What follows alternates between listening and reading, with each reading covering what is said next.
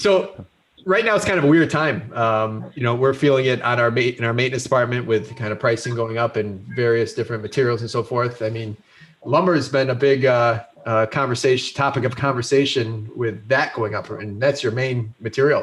I actually saw a meme the other day of it was a news report saying that someone was sneaking in lumber into the United States wrapped in cocaine. Like that's how much of a commodity it's coming. So how is that affecting your business, and how are you kind of adjusting to account for that? Is it just 100% pass through, or are you buying it wholesale? Like, tell us how that's affecting your business.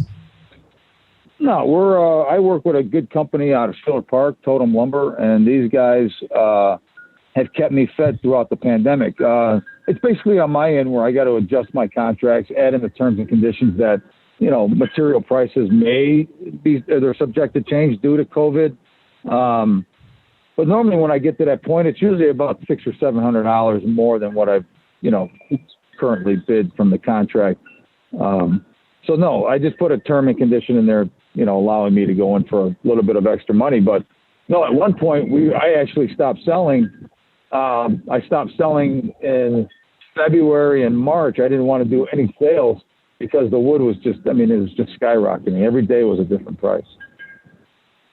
Frank, have you seen more people move to steel? I know we've contemplated on some of our jobs of, man, we're getting in the same realm here. Should we just make that jump? And I guess for our listeners, can you explain the difference between a steel and a wooden porch? Like, what are some of the pros and cons long term? You know what? That's a great question, and I get that asked a lot.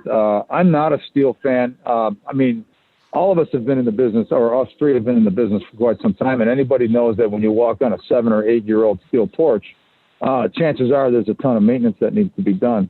So I believe that steel is starting to go up again now. They're talking about it's supposed to triple here in the next month or so.